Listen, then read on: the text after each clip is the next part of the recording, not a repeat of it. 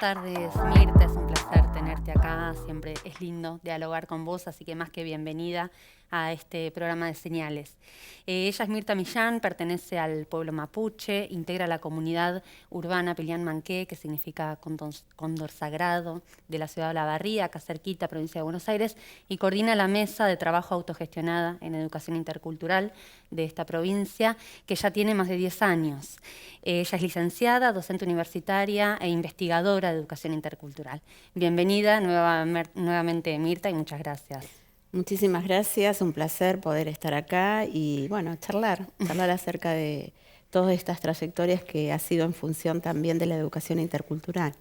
Tal cual, bueno, un poco por ahí quería como empezar. Venís de una familia en donde la resistencia y la identidad han sido y continúan siendo formas de vida.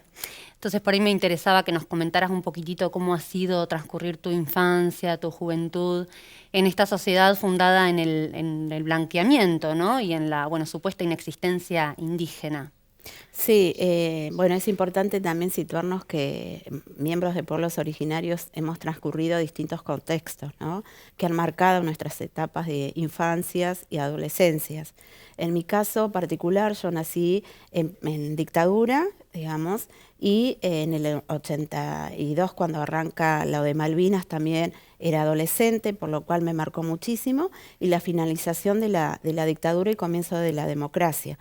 Por lo cual mi etapa de adolescente y joven transcurre en la época de los 90, con formaciones muy fuertes, ¿no? de interpelaciones personales, familiares, porque hasta ese momento, bueno, mi familia viajaba al sur y veíamos que la gente que habitaba en la Patagonia eran paisanos, nada más que, digamos, desde ese concepto, ¿no? ¿Y en qué momento es que, digamos, vos empezás a reconocer como ese origen indígena y a sentir la necesidad de disputar políticamente esa existencia? Digo, ¿hay algo en tu historia familiar o en tu historia personal que hace ese quiebre, o es algo que se gestó siempre en el seno de tu familia, ¿no? En realidad siempre se habló. Nosotros teníamos naturalizado que mis abuelas hablaran el mapudungún. Lo sentíamos como una lengua extraña, pero no lo veíamos como a la vez extraño, o sea, claro. Era paradójico. Pero por otro lado, en mi familia sí hubo un proceso de quiebre que fue en la adolescencia, particularmente mis hermanas, sobre todo una de mis hermanas que hizo el quiebre públicamente, ¿no? Al salir en los medios, nosotros residíamos en la ciudad de Bahía Blanca, una ciudad de 400.000 habitantes, digamos, la repercusión en los medios es muy fuerte, y a partir de ahí fue como movilizador, más allá que yo en lo personal venía planteándome estas situaciones de algún modo bastante complicadas, porque si para un adolescente es complicado pensarlo en términos de las construcciones culturales, esto ha sido mucho más complejo. Y a partir de ahí fue como un clic, ¿no? Una mamá que contenía, que eso lo tenemos que decir, una madraza, una mamá que todo el tiempo historizaba, que más allá de su poca formación de escolarización, tenía una fuerte crítica y una mirada muy fuerte política, por lo cual nos permitía a nosotros insumos. En mi casa siempre se vieron libros, digamos, claro. Siempre se vio interpelada la historia oficial, y bueno, esta mamá que contuvo, en mi caso particular, me contuvo muchísimo con todas estas interrogantes, perdón, de pensar quién era, quiénes éramos, por qué se nos veía como extranjeros, por qué mi abuela hablaba como hablaba y no como no era la figura de las nonas, claro. Del ideario, ¿no? Del imaginario general que estaba implementado en Argentina.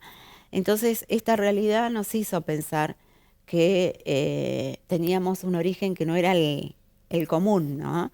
Más allá de también escuchar que mi bisabuelo había sido afro. Claro. Naturalizamos, interpelamos, crecimos, y me vinculé a los 19 años, 18 años, cuando terminé el secundario, fuertemente con la línea fundadora de Madres en Bahía Blanca, con la querida Celia Korsinski, con el grupo en ese momento que se llamaba Memoria, Verdad y Justicia, y con hijos, que en ese momento estaba la comisión, me acuerdo que éramos 5. y estaba Alejandra Santucho, Carmen Ortiz, gente que o era hija de desaparecido o víctima del terrorismo de Estado. Y ahí es donde a mí me hizo un clic muy fuerte. Entender que lo que nos había pasado a nosotros como pueblos también se había, digamos, implementado en la dictadura.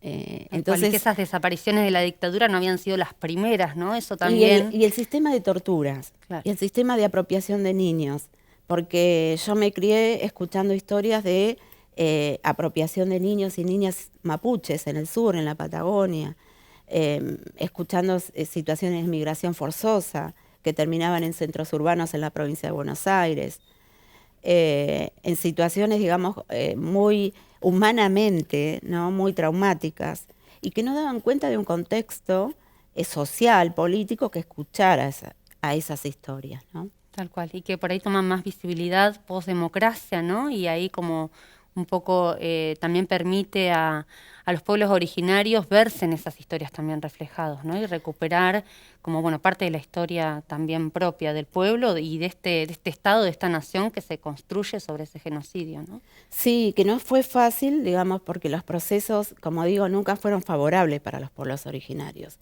Y pensando en la época de los 90, a mí me agarra en plena ebullición, digamos, de estar en los centros de estudiantes, ser muy militante en los centros de estudiantes y salir a las calles luchando por la educación pública.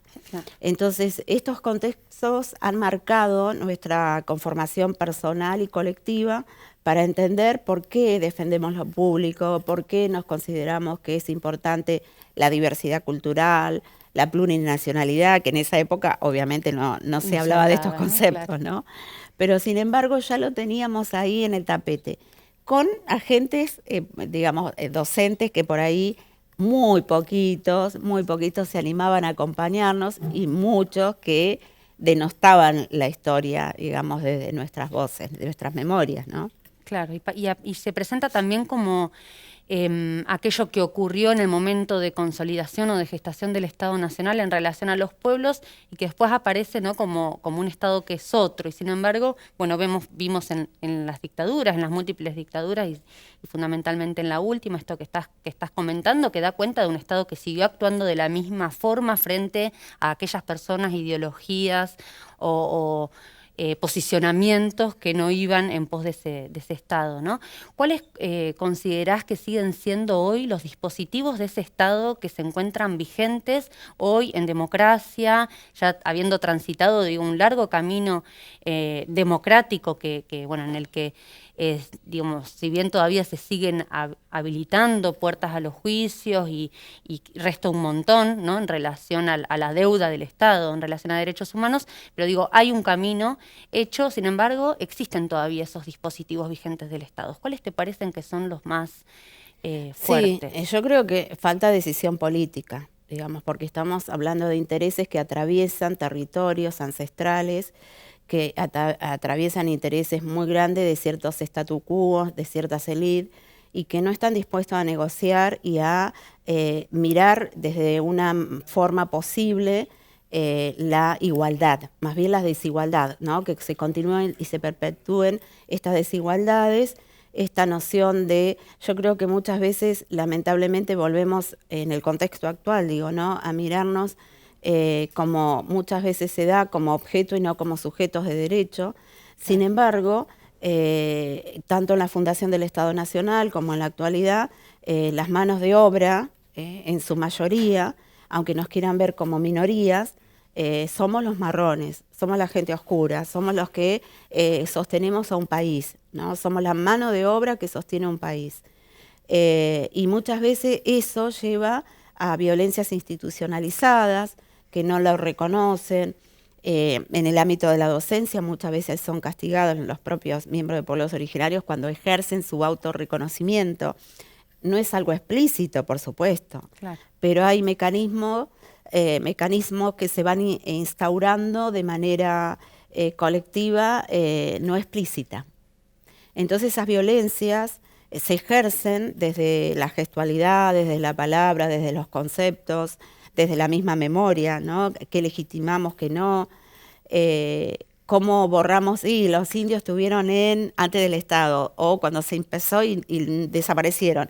Y ahora de repente encontramos que hay mapuches, ¿no? Y en realidad siempre estuvimos a lo largo de la historia, con recambios generacionales. Y como parte de una dinámica que es propia de cualquier cultura, ¿no? Digo, es imposible pensar una cultura estática, anclada en el tiempo, en el pasado, y pretender encontrar ese estereotipo hoy, ¿no? Creo que uno de los dispositivos fuertes del Estado es hacerse de esos estereotipos para negar la existencia, y decir, bueno, y empezar a jerarquizar los ¿no? indígenas reales o irreales, ¿no? De verdad o no, en función de aquellos estereotipos que se siguen fortaleciendo. Sí, y yo creo que hoy también contamos con los medios de comunicación que ejercen una ciudadanía, o sea, que llegan a la subjetividad del ciudadano y ciudadana común, ¿no? Entonces, esto que vos decías, ¿quiénes son los verdaderos? ¿Quiénes son, digamos, se crean relatos que la academia ha sustentado epistemológicamente en función de quiénes son los que verdaderos, entre comillas, indios y quiénes no, quiénes usurpan o quiénes son los extranjeros. Creo que también eso perdura en la memoria y no es casual. Las efemérides en los ámbitos escolares están cargadas de violencia, digamos, simbólica. Lo vemos en los actos del 25 de mayo, 9 de julio, lo vemos en el 12 de octubre. Cómo aparecen las negritudes también, ¿no? Claro, claro. También bueno, estereotipadas. Es lo que yo decía al inicio, ¿no? Nosotros nos criamos pensando que nuestras abuelas y abuelos eran originarios, eran mapuche o mapuche tehuelche, mi bisabuelo afro, pero sin embargo no lo decíamos públicamente. Y eso tiene que ver con que también este sentido de la otredad, cómo se conforma. Porque era orgulloso decir que mi abuela era de Europa y que vino en tal lugar y en tal época, aunque haya venido, digamos, en situaciones complicadas económicas, por guerra, posguerra, lo que fuere, ¿no? Pero decir que nuestros abuelos, abuelas eran originarios de esta tierra y que además mi bisabuelo había sido esclavo en este territorio, era como mucho. Totalmente. ¿No? Y eso tiene que ver con las matrices racistas que siguen operando y que siguen creando subjetividades, ¿no?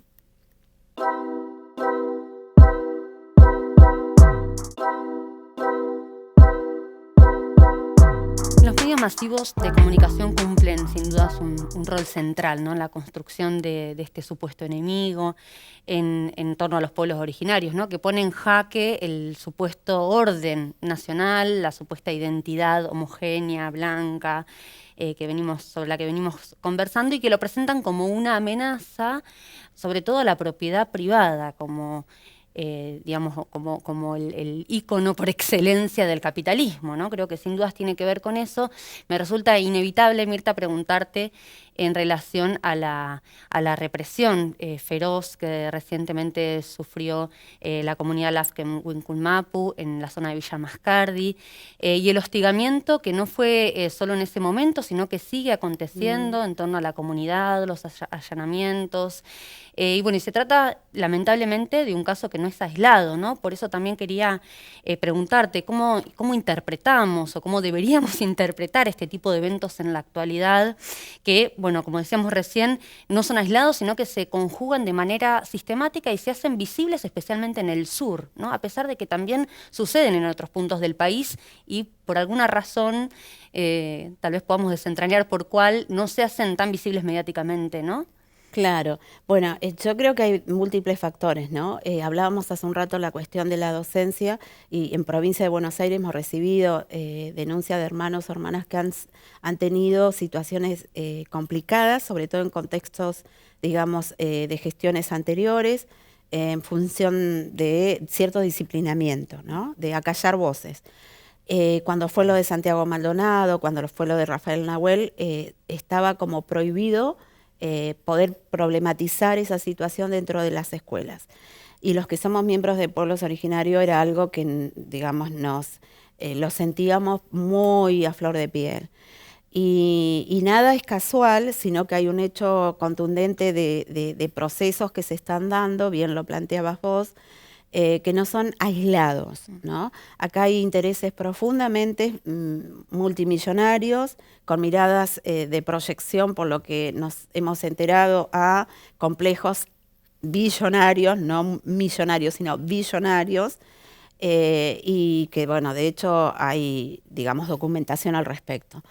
Y particularmente con la comunidad de Love Winkul Mapu, lo que sí nos parece tremendo, la forma de represión hacia las mujeres, ¿no? Yo creo que acá hay dos mensajes muy claros a la sociedad. Primero, por ser mujer; segundo, por ser mujer indígena. Porque los que nos contaba, por ejemplo, una hermana que ella había ido simplemente a visitar a la comunidad, y voy a mencionar el nombre, porque es la hermana de Trelew, que es Andrea Despós Cañuqueo. Ella había ido a visitar a la Machi y se encontró con toda esa situación y fue una de las que llevaron detenidas a Ezeiza. Andrea es docente, Andrea da clases a nivel superior, es actriz.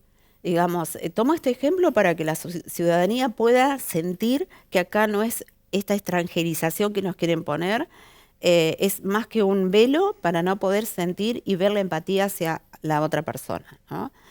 Y en ese caso ella nos narraba que cuando la llevaron, durante el viaje le decían, primero que no le dijeron a dónde la llevaban, dónde estaban, y segundo que la iban a tirar, ¿no? India de Mer, etcétera, etcétera. Y eso hace nuevamente poner en el tapete la situación de la campaña del desierto. Sumado a Consenso Bariloche, que es un grupo fascista, neonazi, configurado también con ciertos intereses, vamos a decirlo, con Patricia Bullrich y otros alineados al PRO, digamos que lamentablemente fueron una semana antes o dos, hicieron una marcha para visibilizar esto, ¿no? La extranjerización de esta comunidad, del pueblo mapuche. Y ahí se remetió a posterior la orden de desalojo y represión de parte de la jueza y de la gobernadora de Río Negro, que avaló absolutamente todo esto. El testimonio de Andrea nos indica una vez más esta situación de vulnerabilidad extrema por ser mujer, por ser mapuche, pero además de disciplinamiento hacia muchos y muchas, ¿no? Para que se instale el miedo, claro. Es decir, el reconocimiento de la identidad.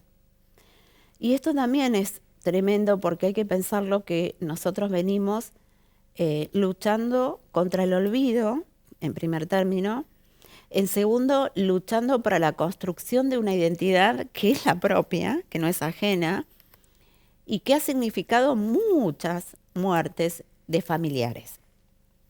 Entonces, en este sentido, creo que la ayuda que le dan los medios con ciertos intereses hegemónicos llega al espectador común, a la casa cotidiana, y la gente lo toma como la palabra y la verdad absoluta. Entonces este es el miedo, ¿no? Volvemos a ver cuestiones que se han replicado en la dictadura, que se replicaron primero en la campaña del desierto, luego en la dictadura, y ahora en este contexto actual. Entonces, esta seguidilla de represión no ha cesado. Claro. Y no es la única comunidad, esto es importante decirlo. Son muchas comunidades que están pidiendo diálogo. El CODECI de Río Negro, que conforma 169 comunidades mapuche, están pidiendo un diálogo con el Estado, que hasta ahora no lo han podido tener y sostener, digamos, el Estado. A pesar de todas estas situaciones, yo lo remito mucho, y ahí vuelvo a mi historia familiar y personal con las madres. Jamás el pueblo mapuche salió a decir, porque si vamos al caso, eran nuestras tierras y nuestros territorios, ¿no? Jamás salió a pedir venganza. Siempre construimos, siempre fuimos ciudadanos y ciudadanas conscientes que había pasado esta atrocidad, pero que hoy conviven otras personas de otros orígenes que constituimos la Argentina. Claro. Y sin embargo, estos sectores reaccionarios sí dicen hay que matarlos, hay que pegarle balas, hay que sacarlos, hay que exterminarlos. Bueno, ese sería el llamado a la ciudadanía en su conjunto. Que si hay una empatía, digamos, desde lo humano, empecemos a recuperar las historias, a problematizarlas, a sentir también que es un llamado ciudadano, que no es solo a los pueblos originarios. Totalmente. Sino a la sociedad en su conjunto. Porque acá se están atravesando intereses muy profundos, como el agua, como los mal llamados recursos naturales. Tiene que ver con eso, ¿no? Que hay en el territorio y debajo del territorio. Y ahí siempre los pueblos originarios han cumplido un rol central, ¿no? En la defensa de todos los elementos de la naturaleza. Entonces es como, bueno, también el ataque hacia los pueblos originarios tiene que ver claramente con un discurso extractivista, ¿no? y una necesidad de poner a disposición esos elementos de la naturaleza que lo indígena siempre defiende como parte de la sociedad que somos, ¿no? Como entendiendo no la diferencia con la naturaleza, sino entendiéndonos parte de esa naturaleza. Es que había un sistema milenario, estamos hablando acá en provincia de Buenos Aires, por datos, digamos, histórico, arqueológico, que se data alrededor de 10.000 años de presencia, digamos. Sí. Y esta preservación y el amor a la tierra, el amor a los elementos de la naturaleza, el sentirnos parte de ella y no dueños, ha sido la cosmovisión y el basamento filosófico, político de vida, ¿no? Y que se sigue sosteniendo. Porque si hoy volamos un cerro, si volamos un árbol, si volamos o contaminamos el agua, no es para el mapuche. No, claramente. Es para la sociedad en su conjunto. Y este accionar se ve también en el norte, digamos. Aunque no se visibilice, hace poquitos días pasó en la comunidad en Salta con la comunidad guaraní. Y hablamos de una comunidad, pero que pertenecen a pueblos. Y aprovecho, si me permitís, sí, claro, para comentar que en la Argentina existen 39 naciones originarias, 39 que hablan su idioma, que mantenemos nuestras prácticas culturales, nuestros valores ancestrales. Por supuesto que mayoritariamente estamos en ciudades, por una cuestión de despojo de territorio, por una cuestión de migración forzosa, pero que seguimos reivindicando estos saberes ancestrales. Y una de las, digamos, de los símbolos o de las representaciones en relación a esto que vos estás diciendo, de cuál ha sido la estrategia de lucha, que nunca ha sido la venganza y que siempre ha sido el pedido de justicia, no solo para los pueblos o las naciones de manera aislada, sino para la sociedad y la naturaleza en su conjunto, tiene que ver con la victoria, por así decirlo, no sé si así lo entienden también, en relación al juicio, que también fue este año, por la masacre de Napalpí, ¿no? En el Chaco, que ocurrió en pleno siglo XX, y por primera vez se reconoce como una matanza indígena, como un crimen de lesa humanidad perpetrado por el Estado. Creo que también este hecho es extremadamente importante para entender también el Estado en su complejidad, ¿no? Digo, por un lado tenemos esta avanzada en las represiones, esto que no ha cesado, que vos muy bien estuviste describiendo desde la conquista hasta nuestros días, pero también, digo, es un Estado que ante la disputa, lógicamente, ¿no? el arrancar esos derechos, la reforma constitucional que se logra, en el que se reconoce en la década del 90 la preexistencia indígena, la creación del Estado-Nación, digo, son ejemplos de que, digo, es posible disputar al Estado ese reconocimiento, o son, digamos, casos más bien aislados y lo sistemático y lo permanente sigue siendo lo otro. Yo creo que, vuelvo a repetir lo que dije al inicio, son decisiones políticas gubernamentales, porque nuestro país se caracteriza a nivel latinoamericano con la mayor cantidad de normativas que tiene a favor de los pueblos originarios. Sin embargo, bueno, exceptuando Bolivia, que tiene la Constitución plurinacional, y Ecuador, pero el resto, digamos, en cuanto a normativa específica desde el ámbito nacional y provincial, es la que mayor, nuestro Estado es el que mayor tiene. El tema es la aplicabilidad, ¿no? y va concatenado también con un genocidio silencioso, que es el proceso de la identidad.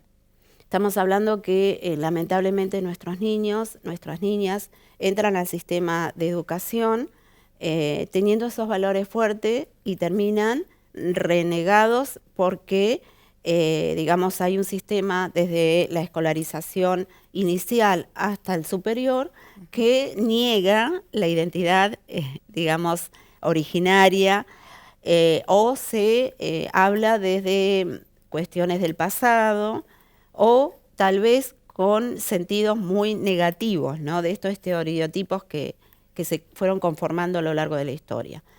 Y creo que eso atenta contra la posibilidad de construirnos con nuestra subjetividad, con orgullo, con, digamos, esos valores que son valores enormes que nos han dejado nuestros abuelos y abuelas y que se pierden, ¿no? Que se negocian.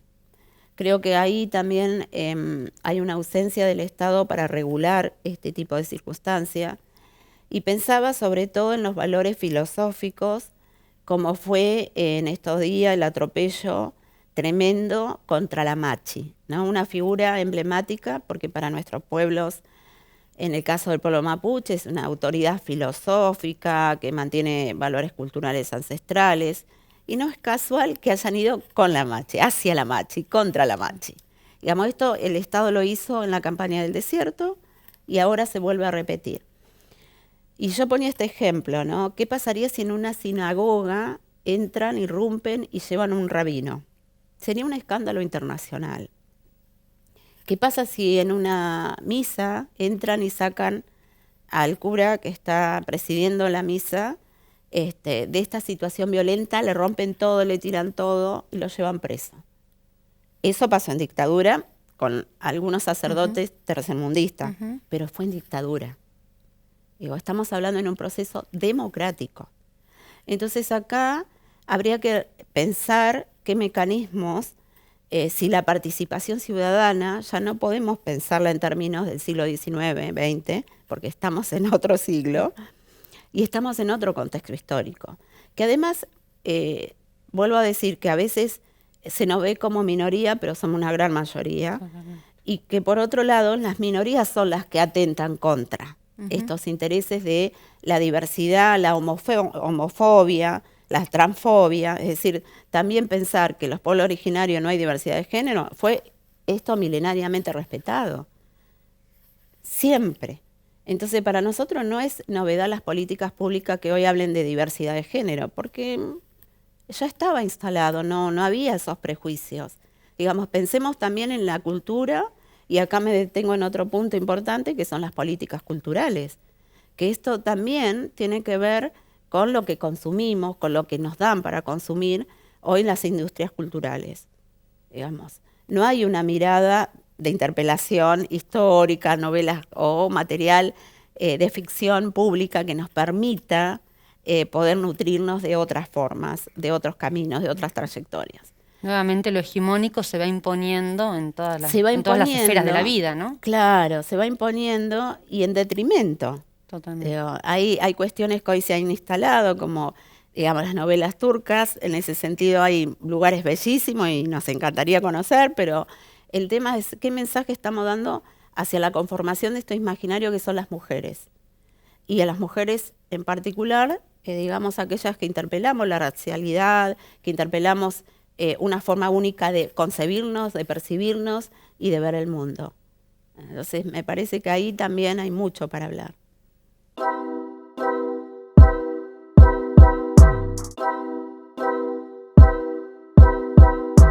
Venimos hablando de la educación, ¿no?, como central como uno de los dispositivos del Estado que siguen vigente, construyendo estereotipos e impidiendo el reconocimiento de manera explícita en algún punto, a pesar de este amplio marco normativo que decíamos que es ejemplo en toda América Latina, ¿no?, en Argentina.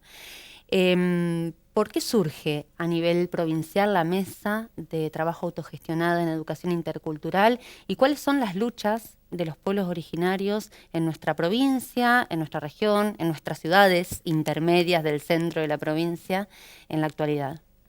Bueno, en primer lugar, la mesa surge en un contexto que veníamos posterior al Bicentenario, que conmovió bastante a la ciudadanía en general, ¿no? Y nosotros en particular, es decir, hemos estado y seguimos estando. Y por otro lado, veíamos que no había como buenas intenciones de parte de determinados docentes, pero no había algo instituido, digamos, formalmente desde el ámbito del sistema de educación en Provincia de Buenos Aires. Si bien a nivel nacional sí se viene trabajando, con en algunos lugares mejor, en otros no tanto, en otros con ciertas irregularidades. En el caso de Provincia de Buenos Aires, el mensaje era: acá no hay indios. Entonces, construyamos la identidad bonaerense, claro. Pero Buenos Aires, como bien lo decías vos, no es indígena, estaba planteado así, ¿no?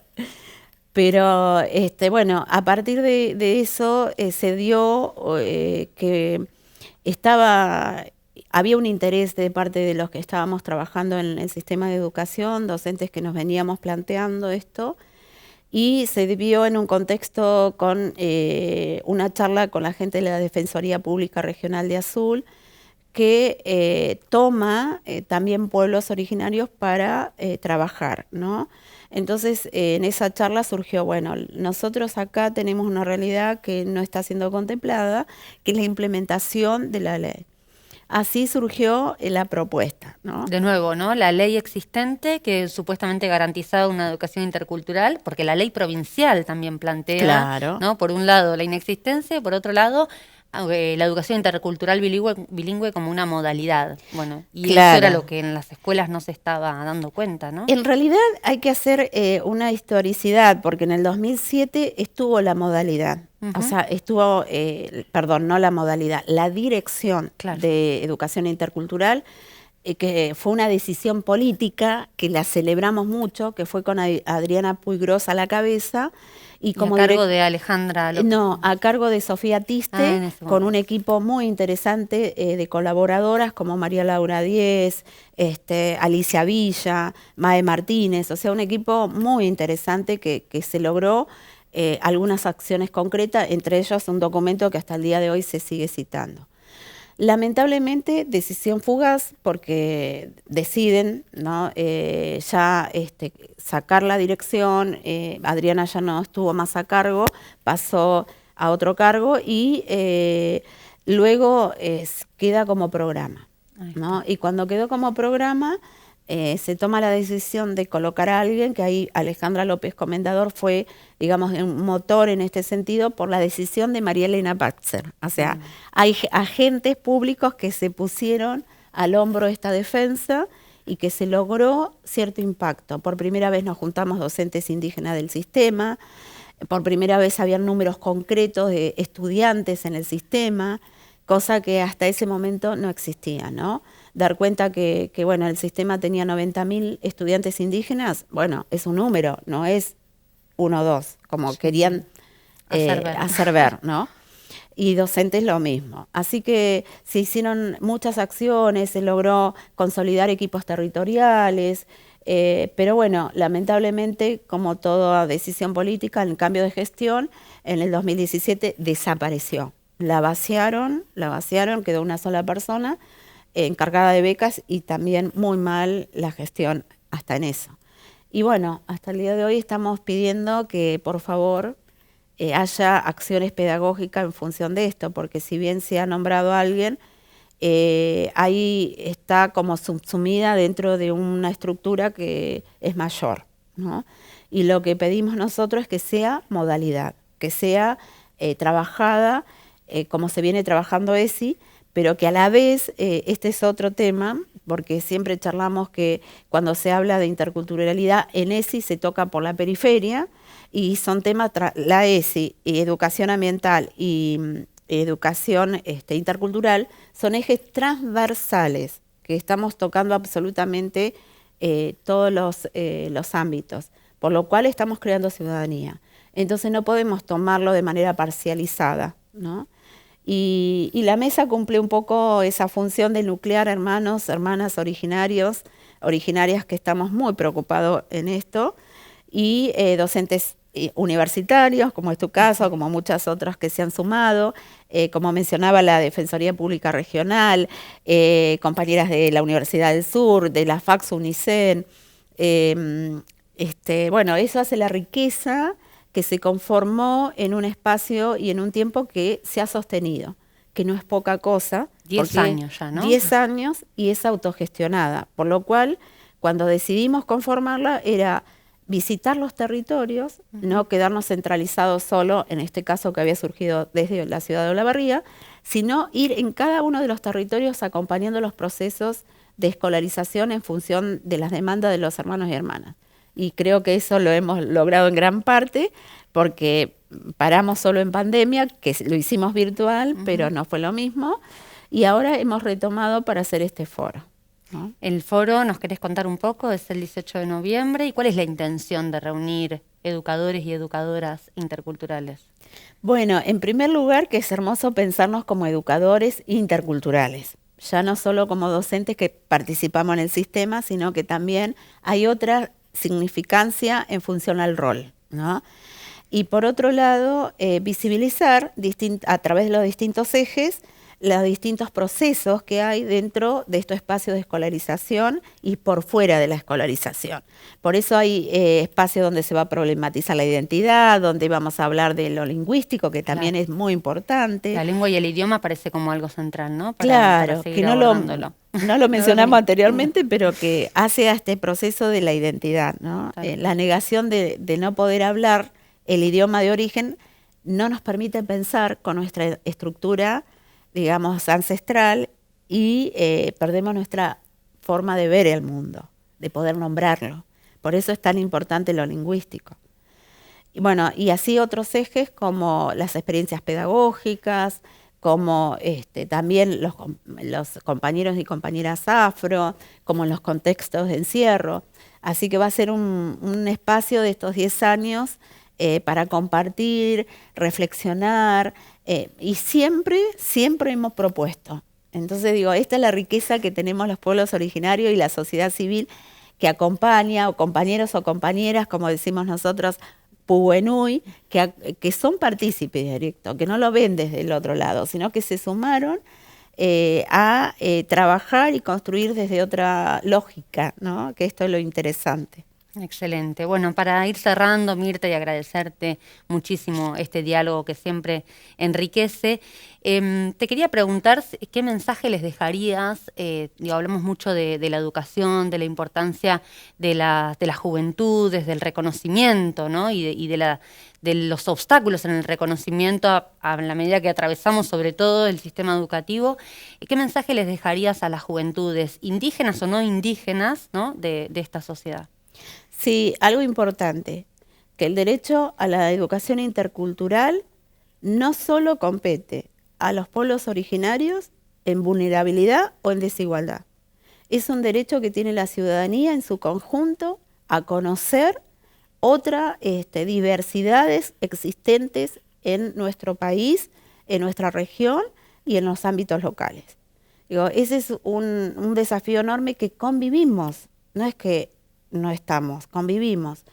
Y por otro lado, me parece que retomar a valores que son tan necesarios como lo sociocomunitario, como el valor a la vida, como el valor a enriquecerme con la diferencia y a preservar estos espacios de democratización tan importantes con ideas y pensamientos, con posibilidad de diálogos, con posibilidad de disensos, pero sobre todo pensando qué le dejamos a las generaciones que vienen, ¿no? Así como hubieron momentos históricos que no fueron los más gratos, poder recordarlos, pero también que nos permita pensar y proyectar hacia la vida. Porque el sistema como está hoy en día, así, en todas sus formas, y estamos bastante complicados como humanidad. Y eso quedó en evidencia en la pandemia. Y me parece que es hora de empezar a buscar esta posibilidad del abrazo, del encuentro, de la diversidad. Muchas gracias, Mirta. Muchas gracias. Siempre es muy lindo dialogar con vos y agradecerte por hacer extensiva también este diálogo a quienes puedan mirar esta entrevista y, bueno, y acompañar y formar parte de esta lucha que, como bien vos decís, no es solo indígena, es una lucha que tenemos que enfrentar como sociedad. Gracias. Muchas gracias a vos. Un placer.